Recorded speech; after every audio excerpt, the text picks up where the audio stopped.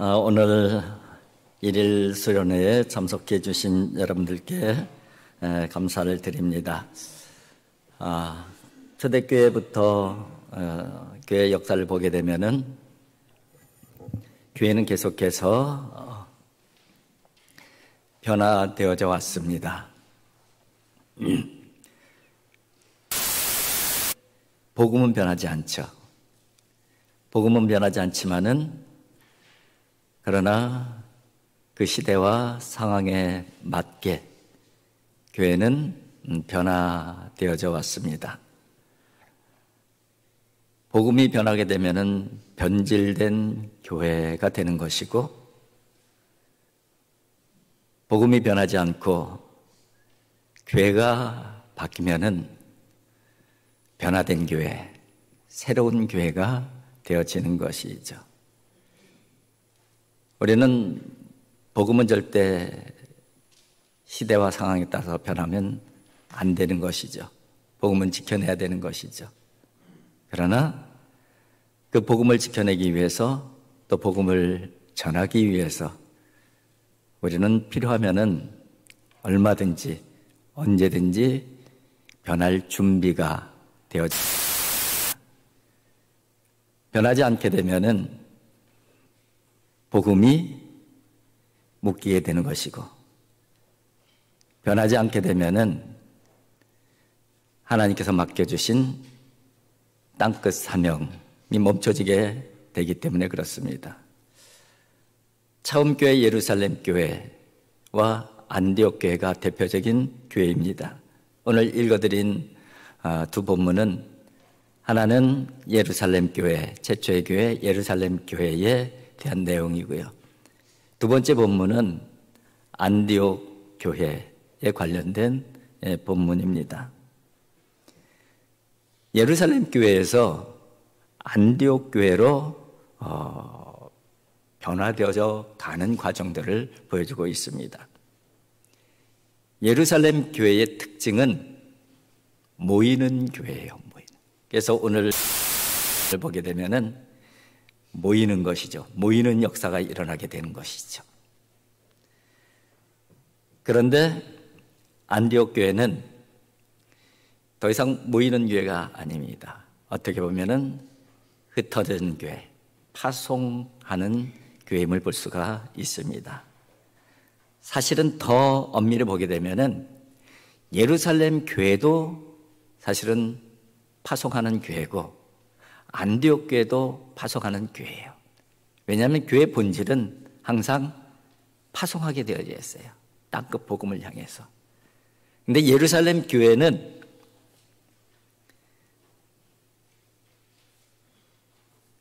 강제적으로 파송을 하죠. 누구를 파송해요? 성도들을 파송을 합니다. 뭐를 통해서? 박해를 통해서. 그런데 성도들이 파송되는 것이 아니라 성도들이 지도자들을 파송을 합니다. 바로 바울과 바나바가 가서 교회를, 안디옥 교회를 성장시켰잖아요. 그리고 바울을 데리고 와서 영적으로도 더 깊은 교회를 만들었어요. 그래서 오늘 본문을 보게 되면은 비로소 그리스도인이라 불려졌다, 이렇게 돼 있어요. 그렇게 된 성숙화된 안디옥 교회가 결국 무엇을 하는 거죠? 바울과 바나바를 파송을 하는 거예요. 그게 바로 사도행전 13장부터 시작되는 사도 바울의 1차, 2차, 3차 선교여행의 출발이 되어지는 것이죠. 복음의 본질은 변했습니다. 복음의 내용은 예루살렘 교회나 안디옥 교회나 복음의 내용은 동일했어요. 그러나 교회의 모습은 달랐습니다. 구성원들부터가 다르잖아요. 예루살렘 교회는 소위 주도 세력이 유대인들이었어요. 안디옥 교회의 주도 세력은 이방인들이었습니다. 지도자들도 예루살렘 교회는 12 사도가 중심이 되어져 있어요. 안디옥 교회는 바울과 바나바가 지도자가 되었죠. 교회 방향에 있어서도 마찬가지입니다. 교회 방향에 있어서도 예루살렘 교회는 부흥에 초점이 맞춰져 있습니다. 그런데 안디옥 교회는 파송에 초점이 맞춰져 있는 교회인 것이죠. 울주로교회도 동일한 과정을 걸어가야 되는 것이죠. 우리 울주로교회에 제가 처음 부임을 했을 때에 처음 장로님들이 우리 교회는 좀 변화가 있어야 된다는 말씀을 하셨어요. 부임을 해서 제가 그렇게 말씀을 드렸죠. 처음 교회 가면은 3년 동안은 보고 배우고 파악하는 시간을 가져야 된다. 그래서 저는 그런 마음으로 을지교회에 부임을 했습니다. 그래서 일단 최소한 3년 동안은 보고 배우고 파악하는 데 시간을 가져야 되겠다. 그런 말씀을 드렸더니 장로님들이 우리 교회는 지금 그런 상황이 변화를 줘야 됩니다. 변화가 시급합니다. 그런 말씀을 하셨습니다. 그래서 갑자기 새로운 목사가 와서 변화를 급격하게 가게 되면은 여러 가지 혼란도 있고 불평불만도 많이 생길 텐데요. 그래도 우리는 변화가 지금 필요하다고 말씀을 하셨어요. 그래서 우리 그때 계셨던 장로님들이 기억하실지 모르겠지만은 제가 그런 말씀을 드렸어요. 그러면은 제가 한번 하는 건 문제가 안 되는데 변화를 일으키는 건 문제가 안 되는데 아마 여러 가지 힘들어 하시는 분들도 있고 불평하시는 분들도 계실 것입니다. 근데 그거는 변화되는 과정 가운데에 자연스러운 현상이고 얼마든지 감당하고 수용할 수 있습니다. 그런데 장로님들만은 무조건 지지해주고 제 편이 되어주셔야 됩니다. 그런 말씀을 드린 적이 있습니다. 그랬더니 그렇게 하겠노라고 해서 처음으로 시작한 것이 여러분 기억하실지 모르겠지만 태신자 전도 운동을 한 거예요. 우리 리더들, 우리 여러분이 갖고 저 먼데 가서 세미나 다 받아갖고 오고 와갖고선 막 복적복적 뭐 야단 법적 했잖아요. 그게 이제 기경하는 거죠. 한번 쭉 갈아엎어야 되는 거죠. 변화를 주려면은 갈아엎는 작업이 제일 먼저 해야 되는 거죠. 갈아엎기에 제일 좋은 프로그램이 태신자 전도 운동이었어요. 그러니까 전도하는 목적도 있었지만은 교회를 기경하는데 갈아엎는데 제가 판단할 가장 좋은 그런 전도 프로그램이다. 그렇게 생각을 하고 태신자 전도. 그래도 어쨌든 힘들었지만은 이제 북적북적 하는 그런 분위기는 만들어졌던 것 같습니다. 그리고서 이제 그 다음 단계로 변화를 줘야 되는데 그 다음 단계는 기경을 했으면 씨를 뿌리고 물을 주고 이제 자라게 해야 될 거 아니에요. 그게 이제 교회 사역으로 말하면 양육인 것이죠. 양육이 필요했어요. 근데 실제로 교회의 그 상황이 양육하기가 참 어려운 교회 상황이에요. 왜냐하면은 주변에 사시는 분들이 아니시잖아요. 다 멀리서 다 오시는 분이잖아요. 그 차 타고 오시는데 주차장이라도 넉넉하게 되면 주일날을 그래도 그 주변이 아무데나 주차해도 됐지만 주중에 교육받으러 나오라고 하면은 성경공부 나오라고 하면은 차 갖고 오시기도 힘들고 이런 그 상황이에요. 그럼 이런 상황 가운데서 어떻게 양육을 할 것인가? 근데 평일에 또 모일 수가 없는데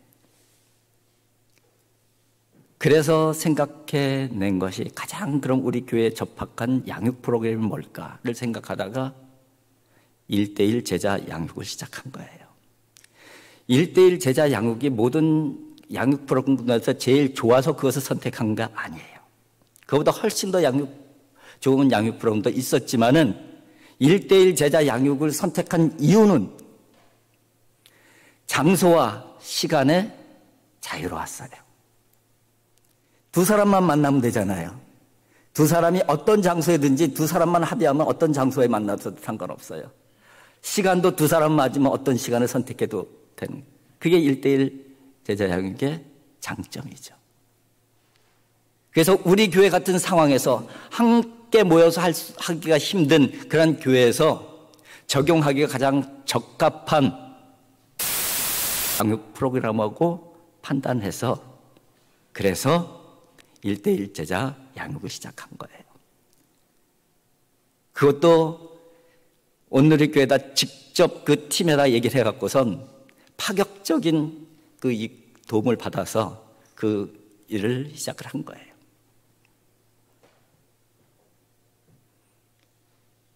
그래도 그 과정들을 통해서 많은 분들이 또 은혜를 받고 신앙을 정리하는 그런 시간들을 가졌다는 그런 간증들이 많이 있었습니다. 그리고 그 다음에 생겨진 그 고민들이 뭐냐면은 세대 단절이에요. 세대 단절. 어른 세대하고 우리 이 아이들하고 이 세대 단절. 항상 서로 불평불만이 뭐냐면은요, 어른들은 애들이 인사 안 한다고 불만이 많이 나오시죠. 애들은 어른들이 인사를 안 받는데, 누구 말이 더 진심인지 모르겠지만 어른들이 볼 때는 애들이 인사도 안 하고 정말 신앙교육을 어떻게 시키는지 그런 마음이 있으셨던 것 같아요. 아이들한테 뭐라 그러면은 인사도 안 받는데 어른들이.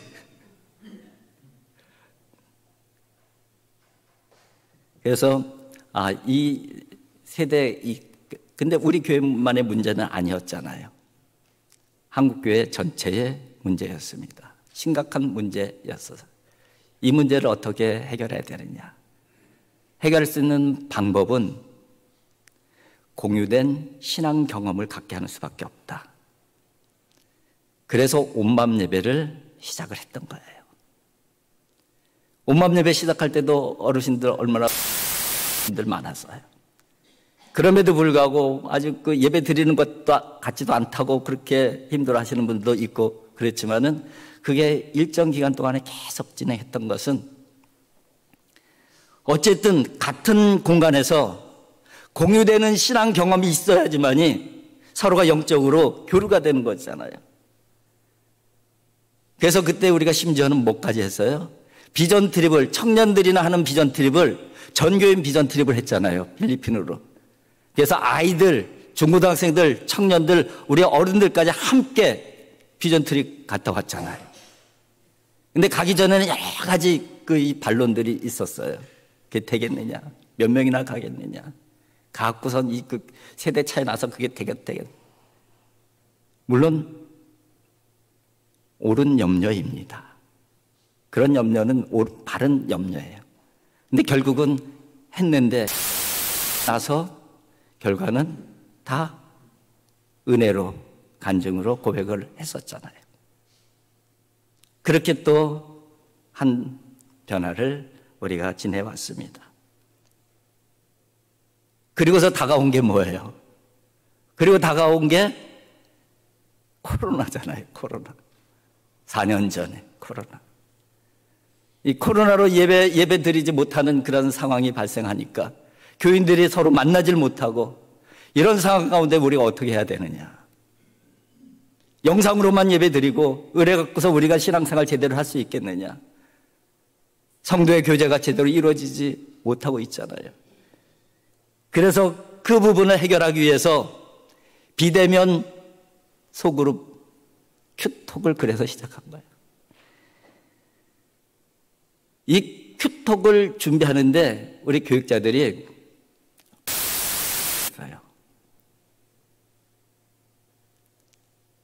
그 이론적인 방법적인 방법을 고안해내는 것, 그리고 실제적으로 했을 때 어떤 그 어려운 점, 부작용들, 불편함이 있는지 실제적으로 3개월 동안을 직접 교육자들이 계속 매주 해봤어요. 그리고 생겨지는 불편함 이런 것들 최소화시키려고 굉장히 노력을 했는데 그럼에도 불구하고 여러 가지 한계는 있었죠. 그래도 모이지 못할 때, 만나지 못할 때에 그 비대면 소그룹을 통해서라도 그래도 목소리 한번 듣고 같이 기도하고 같이 말씀 나누고 같이 은혜 나누고 충분하진 않았지만 부족한 부분들이 많았지만 불편한 부분들이 많았지만 그래도 그것이 코로나 기간 3년 동안 4년 동안 그래도 우리 교회를 그래도 이렇게 만들어 준 것이라고 생각이 되어집니다. 이제 우리는 또 하나의 기로에 놓여져 있습니다. 이제 올해가 다 가고 내년도부터는 이제 본격적으로 코로나 이후의 시대가 되는 거예요. 코로나 이후의 시대, 우리가 지금 2004년도에 앞에 서 있는데 두 가지 큰 과제가 우리들에게 있습니다. 첫 번째 과제는 코로나 후유증이 아직 남아있다는 거예요, 우리에게. 이 코로나 후유증을 어떻게 완벽하게 극복해 내느냐. 이 부분이 하나의 과제이고요. 또 하나의 생겼어요. 세운지역 재개발이 발표가 됐잖아요. 우리 교회가 포함되어 있는 삼풍상가, PJ호텔 여기까지 해서 여기가 최우선 개발지구로 결정이 됐어요.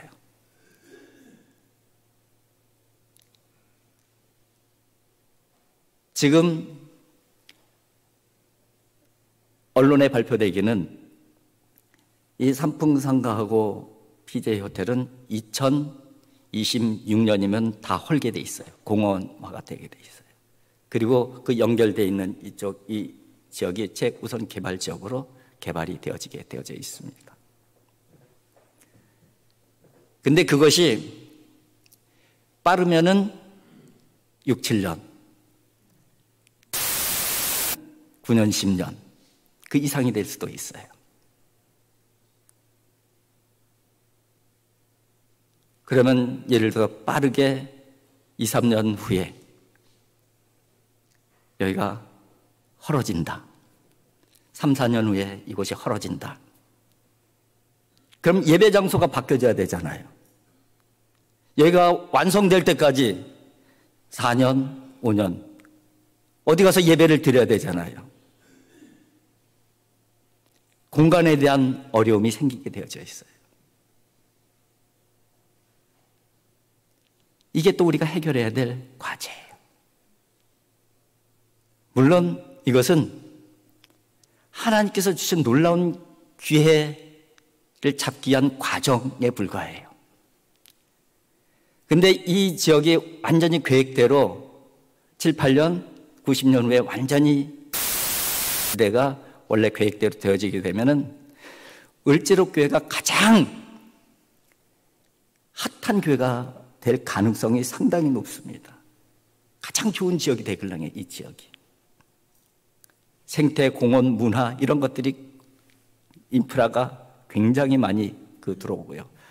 초고층 빌딩으로 도심 목회에 아주 전형적인 그런 교회가 되어질 수 있는 거예요. 근데 문제는 뭐냐면은 그때까지 견뎌내는 것이죠. 그것이 바로 우리 앞에 있는 현실이고 과제입니다. 그래서 2024년도가 너무너무 중요한 해예요. 내년도에 우리가 어떻게 보내느냐에 따라서 코로나 후유증도 극복해낼 수 있는 것이고 또 앞으로 다가올 그런 여러 가지 해결해야 될 문제들을 흔들림 없이 뚫고 나갈 수가 있는 것이죠. 그래서 하나님께서 우리를 위해서 예비하신 기회들이 우리들의 기회가 돼야 되는 것이죠. 우리가 제대로 준비하지 못하게 되면은 하나님께서 아무리 좋은 기회를 주셔도 우리 것이 되어질 수가 없어요. 그런데 우리가 제대로만 준비하면은 정말 을지로교회는 엄청난 교회가 될 수 있어요. 관건은 우리에게 달렸어요. 우리가 얼마나 잘 준비해 놓느냐, 그렇지 못하느냐에 따라서 정말 하나님께서 주신 기회가 되느냐 아니냐가 결정이 되어지는 것이죠. 근데 기회가 될 줄 믿습니다. 기회가 될 거예요. 잘 준비해 가면 되는 거예요. 그런데 그 첫 해가 내년 2024년이에요. 그래서 내년에 우리가 정말 잘 준비를 해야 돼요. 그래서 두 가지를 지금 준비를 하고 있습니다. 하나는 우리 목회자들과 교인들 간에 더 친밀한 소통을 좀 시스템화 시켜야 되겠다. 그리고 수시로 우리 교우들과 소통을 하고, 그리고 언제든지 우리 교우들께서도 필요하면은 우리 교육자들한테 전화하고 연락하고 찾아오고, 교육자들도 그런 마음가짐으로 여러분들에게 더 가까이 그 마음가짐을 새롭게 하고 있는 것이고, 여러분들도 그런 마음가짐으로 이제 우리 교육자들 돼야 돼요. 얼마든지 기도가 필요하면은 전화하시고, 이런 거 저런 거 따지지 마시고 찾아오시고, 그래서 문제들을 함께 해결해 나가고, 이런 분위기를 만들어 가는 것이 중요해요. 이것이 여러분들 책자에 보게 되면은 바로 그 교인 돌봄 시스템에 대해서 이렇게 쭉 언급이 되어져 있습니다. 우리 은퇴하신 권사님들, 연세가 많으셔갖고 교회 못 나오시는 권사님들 여러분 계시잖아요. 제가 가끔 전화 드리는데, 전화 한동안 안 하면은요, 전화하시는 분이 있어요. 목사님이 전화 안 하셔서 내가 했다고. 좋아요. 너무 좋아요. 근데 여러분, 목사 생각한다고 해서, 목사님 바쁘신데, 나까지 전화해갖고, 그 목사 위하는 거 아니에요. 정말 기도 필요하면은, 상담 필요하면은 전화하고 찾아오고, 그런 게 저는 감사하고 좋아요. 왜냐하면은 교인들을 살핀다고 하지만은 미처 눈이 안 가는 분들이 있잖아요. 그럴 수 있길래. 그럼 내가 먼저 전화를 해주시고, 전화하기 그러면은 문자라도 남겨놓으면 제가 전화할 수 있는 것이잖아요. 목사님, 내가 좀 힘듭니다. 기도해 주세요. 뭐 그런 거라도 남기면은. 어쨌든 우리 교육자들과 우리 교우들이 정말 서로 소통해서 치유하는 공동체, 서로 이렇게 품어주는 공동체, 그런 공동체를 그냥 막연히 하는 것이 아니라 시스템화 시켜서 그렇게 내년도에 좀 정착을 시켜야 되겠다 하는 부분이 하나고요. 또 하나는 교인들 간의 소통, 역동적 소통이 필요해요. 움직이는 것이 역동적으로. 전인적 소그룹이 필요한 것이죠. 그래서 이제 오늘 소개해드릴 이 소그룹, 제자방이라고 이름을 붙였는데, 이 이름은 바뀔 수도 있어요. 지금 이름에 대해서는 이렇게 조금 더 논의를 하고 있는데요. 이 제자방 소그룹은 두 개를 합쳤다고 생각을 하시면 돼요. 구역과 큐톡방을 합쳐놓은 것이다. 장점들만을. 그리고 그 안에다가 역동적 소그룹 방법론을 접목시킨 거예요. 쉽게 표현하게 되면. 내년도에 이 소그룹이 정착이 돼야 돼요. 내년도에 이 소그룹이 정착 안 되면은 정말 을지로교회는 힘들어질 수 있어요. 근데 이 부분이 정말 잘 역동적 소그룹으로 정착이 되면은 하나님께서 기회 주시는 그 시간들까지 정말 잘 견뎌낼 수가 있어요. 그리고 하나님께서 주신 기회가 우리 기회가 되고, 하나님께서 주신 기회가 을지로교회에 엄청난 축복이 되어질 수 있어요. 여러분, 내년이 그런 해예요. 그런 해예요. 이 큐톡방, 제자방 소그룹, 이거를 제가 언제부터 준비를 했냐면요. 작년 초부터 준비를 했어요. 이제 코로나가 어느 정도 이렇게 하향세를 했을 때, 이제 코로나가 끝나면은 우리가 앞으로 어떻게 가야 될까? 지금 큐톡방으로 그나마 코로나 그 비대면 시대를 잘 극복해 왔는데, 이제 본격적인 대면 시대가 되어지게 되면은 어떻게 해야 되는가? 이 소그룹은 반드시 있어야 되는데, 정말 역동적 소그룹을 어떻게 지금 이런 상황 가운데서 만들어낼 수 있을까? 정말 어떻게 보면 처음에는 막막했어요. 그래서 소그룹 책들을 사드렸어요. 제가 직접 산 것만 해도 한 10대 권 될 거예요. 책장에 꽂혀 있는 것만 해도. 그거 보기 시작했어요. 그리고 소그룹에 대한 목사님들 세미나를 또 갖기도 하고, 소그룹에 관심 있는 목사님들하고, 그리고 소그룹 잘하고 있다는 교회들을 리서치를 했어요. 큰 교회도 그렇고요. 또 우리 교회 수준의 적용할 수 있는 그런 정도의 교회도 그렇고, 그리고 뭐 셀교회라든가 가정교회라든가 이런 부분들도 다 그 리서치를 해보았습니다. 그리고 그 중에서 우리 교회에 접목할 만한 그런 교회를 하나 선택을 해서 그 교회 목사님을 우리 교육자들, 우리 지역 교육자들 다 오라고 해서 그분께 한 2시간 이상 그 교회에 진행되는 이 소그룹, 역동적 소그룹에 대해서 세미나를 가졌어요.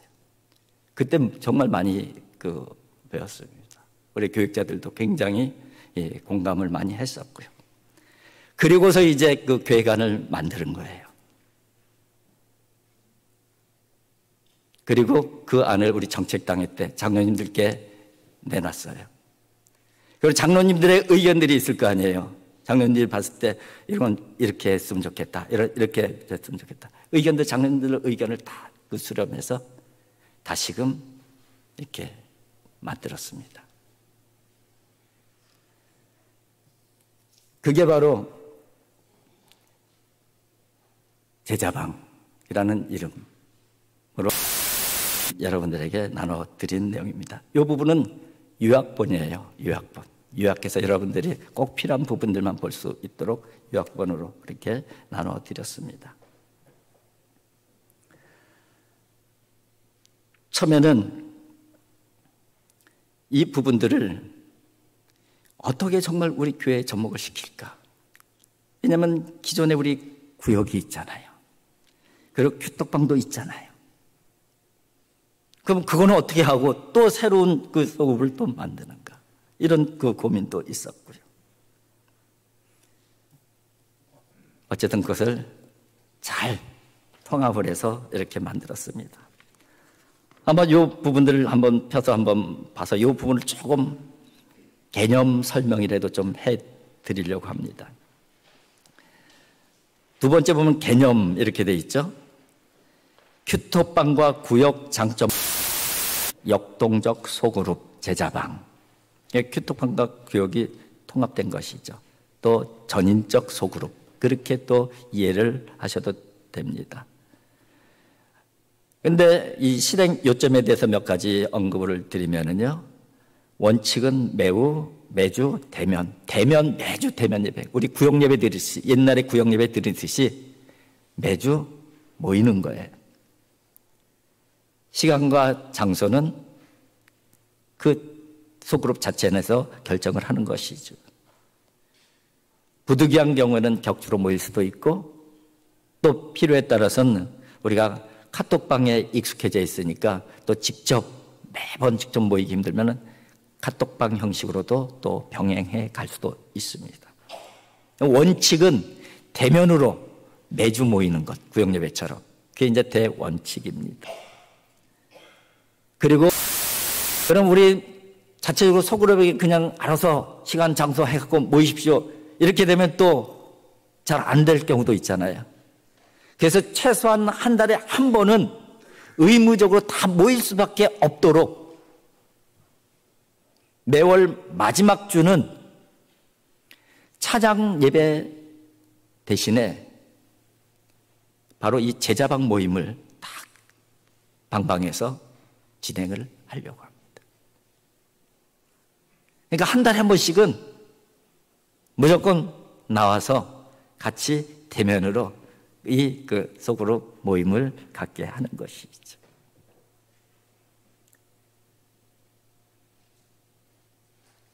그 다음에 매주 모일 거는 우리가 이런 생각을 좀 해보면 좋을 것 같아요. 우리가 전에는 교회 자주 왔잖아요. 수요일 날 저녁에도 저녁 예배 드리러 왔었고, 한 달에 2번씩밖에 안 오지만은 매주 금요일 날 저녁 때 금요기도 하러 오셨잖아요. 찬양 예배 후에도 그렇고. 그러니까 전에 교회에 왔던 그 시간들을 우리가 활용을 하는 거예요. 우리 소그룹 모여갖고서 우리 수요 정오 예배도 낮에 못 나오니까 수요 저녁 예배 드린다는 마음으로 우리 수요일 날 저녁 때는 소그룹 모입시다. 이렇게 진행을 해도 되고요. 안 그러면 주일날 와서 주일날 찬양 예배 후에 우리 소그룹 모입시다. 이렇게 해도 되고요. 우리 코로나 전에는 금요 기도회 매주 했는데 한 달에 2번씩밖에 안 하니까 2번 안 하는 그 시간대 우리 금요 기도회 한다는 마음으로 우리 그때 모여갖고선 소그룹 합시다.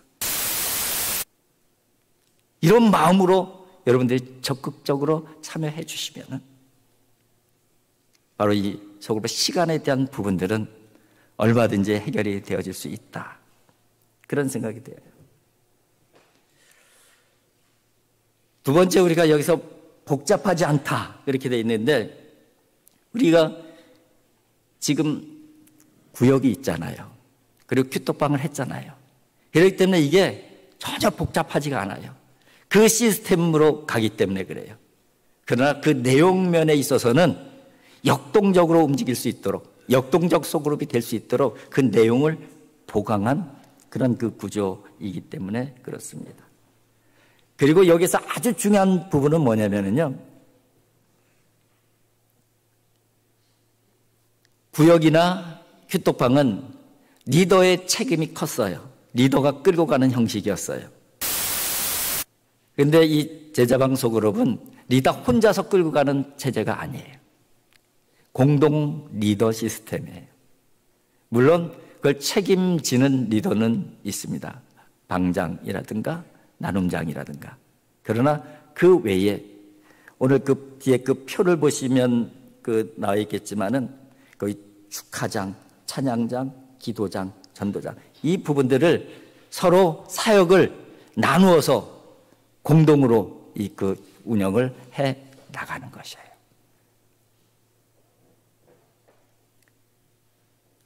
그리고 이 제자방 소그룹의 아주 중요한 특징 중에 하나는 이 안에서 예배적 요소, 나눔의 요소, 사귐의 요소, 그리고 선교의 요소, 기도의 요소, 이 요소를 이 안에서 다 소화할 수 있어요. 하는 것입니다. 그래서 이 소그룹 사역을 통해서 매주 모이지만은 별도로 친분관계가 조금 더 깊어지게 되면은 따로 뭐 캠핑도 갈 수가 있고 수련회도 갈 수가 있고 아니면 어떤 갈 수 있는 교회에 단기 뭐 1박 2일 교회를 도우러 간다든가. 그래서 이 끈끈한 이 소그룹 공동체를 만들어서 이 공동체 자체 내에서 교회 전체적으로 할 수 있었던 것들을 이 소그룹 자체에서 소규모라도 작은 규모라도 직접 하는 것이 이 특징 중에 하나인 것입니다. 그리고 이제 구역하고 구역시처럼 이렇게 나눠져 있는데 구역하고 아주 그 다른 그 부분은 뭐냐면요. 구역은 지금 지역별로 나눠져 있잖아요. 근데 지역별로 나눠진 것이 큰, 왜냐하면 지역별로 나눠져 있어도 다 멀리 살잖아요. 대부분. 그래서 이번에는 이 그룹은 자기가 원하는 사람들하고 함께 모이는 거예요. 물론 구역장님들하고 큐톡방 리더들을 중심으로 해갖고선 리더 그룹은 구역장 권찰을 임명하듯이 바로 이 리더 두 분은 교회에서 임명을 합니다. 그리고 그분들이 내가 소속되고 싶으신 사람들이 우리 큐톡방 신청하듯이 신청을 하는 거예요. 나는 이분들하고 같이 하고 싶다. 그래서 1지망, 2지망, 3지망 하게 되면은 바로 배정을 해갖고서 함께. 그러니까 중요한 것은 뭐냐면은 모이는 것이 중요한 것이고, 그때 재밌고 즐겁고 의미 있고 은혜 받고, 그래야지 또 모일 수 있을 거 아니에요. 그래야지 또 모일 마음이 생길 거 아니에요. 그런 소그룹을 만드는 것이 지금 내년도에 이 소그룹 이 제자방의 목표입니다. 나머지 부분들을 이렇게 좀 참고하시면 되겠고요. 이 제자방 모임의 이 그 과정도 한번 보시면 되겠고요. 그래서 이제 이 부분들을 쭉 이 2024년 일정을 보게 되면은 단계별로 이제 그 진행을 해 나갈 것입니다. 그리고 3월 마지막 주를 기점으로 본격적인 이 소그룹 모임이 진행되어지게 되어져 있습니다. 그래서 4페이지 7번을 보게 되면은요, 2024년 일정을 보면 를 통해서 이제 3월 첫째 주부터 본격적으로, 그죠? 본격적으로 이제 소그룹이 진행이 되어지게 됩니다. 그런 부분들을 참고하시면 되겠습니다. 그리고 이제 교임 돌봄 사역 참고하시면 되겠고요. 그 뒤에 넘기서 기타 내용에 보게 되면 또 내년도에 변화되는 부분들을 좀 설명을 해드릴게요. 이제 중보 기도 요청 카드와 중보 기도 응답 카드를 활용하려고 합니다. 이제 카드를 만들 거예요. 조그마한 카드. 그럼 거기다가 내가 필요한 중보 기도 내용을 이제 써서 내시면은 그 부분들을 저와 우리 교육자들이 가지고 계속 같이 기도해 주실 것인데, 그 부분이 이제 지정되어지는데, 이 부분은 특징은 뭐냐면은요, 기한이 2달이에요, 2달. 기도 제목을 딱 써서 내면은 2달 동안 기도해 드리는 거예요. 기도가 필요하면 다시 작성해서 내는 거예요. 그리고 응답이 받았으면은 응답 카드를 통해서 이렇게 응답을 받았습니다. 응답 카드를 내는 것이죠. 그런 그 시스템으로 진행이 되어지는 것입니다. 이 부분들은 조금 더 나중에 진행할 때에 좀 더 구체적으로 말씀을 드릴 것이고요. 그 다음에 특별 새벽 기도. 우리가 이제 기도는 계속 열심히 해야 되니까 내년도에 특별 새벽 기도는 한 가지 조금 변화가 있습니다. 원래 우리 특별 새벽 기도 3번 했죠. 신년 특별 새벽 기도 1월 한 달, 그리고 사순절 40일, 그리고 자녀 축복 특별 새벽 기도회 가을에 한 달, 이렇게 했잖아요. 근데 이번에는 신년 특별 새벽 기도는 일주일, 첫 주 4일만 할 거예요. 왜냐면은 그날은 1월 달은 한교 교회 나오시는 것도 힘들고 또 위험성도 있고 그래서 그런 부분에 대한 어려움을 이야기하는 분들도 계셔서 그래서 신년 특별 새벽기도는 첫째 주만 집중적으로 하고 그 다음에 사순절 특별 새벽기도는 제자 방이 주관해서 그대로 진행할 것이고요. 또 자녀 축복 특별 새벽기도는 이제 교사와 또 선교회 주관으로 그렇게 진행을 할 예정입니다. 여러분, 이제 서두에서 말씀을 드린 것처럼 지금 여기서 구체적으로 다 설명을 드릴 수가 없어요. 그래서 이제 이 과정들이 있어요. 리더 교육들도 있고 모든 과정들도 있고 또 부흥회도 있고요. 그래서 이 과정들을 통해서 조금씩 지금은 잘 이해가 안 되더라도 이제 3월쯤 되면 1월, 2월 지나게 되면은 다 이해가 되실 거예요. 그러면은 다 같이 동참할 수 있는 그런 상황이 되어질 것입니다. 중요한 것은 다시 한번 말씀을 드리면은 지금은 기회와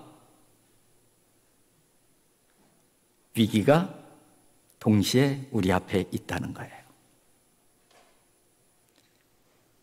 이 위기를 잘 넘어가면은 놀라운 기회가 우리들에게 온다는 것이죠. 우리들이 그럼 지금 당장 해야 될 것은 위기를 극복해 나가는 거예요. 그런데 저 혼자 열심히 한다고 되는 것도 아니고 여러분들 몇 명이 열심히 한다고 되는 것도 아니잖아요. 저와 교육자들도 여러분들도 열심히 해주셔야지만이 이 어려운 과제들, 위기들, 난관들을 이겨나갈 수가 있는 거예요. 여러분, 정말 이 시간을 통해서 여러분들에게 부탁을 드립니다. 내년 한 해가 우리 을지로교회의 미래가 결정된다. 그런 마음으로 내년 한 해 이 부분에 참여해 주셨으면 좋겠어요.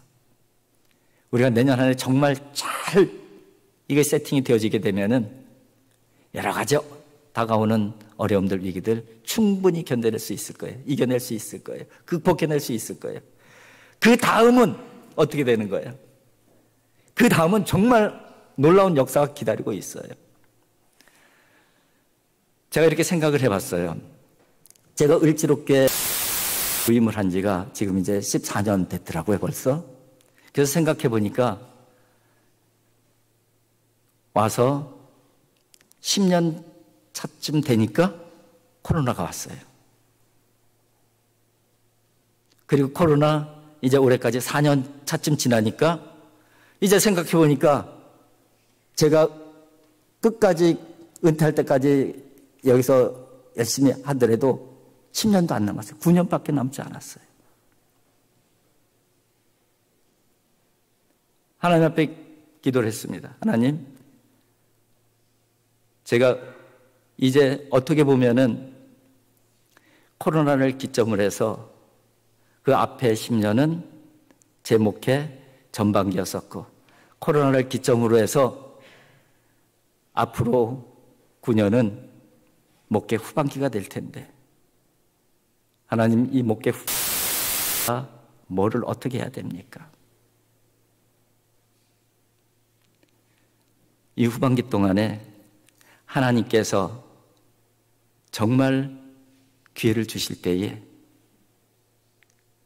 바로 기회를 잡았고 도약할 수 있는 그런 영적 에너지와 인프라를 만드는 것.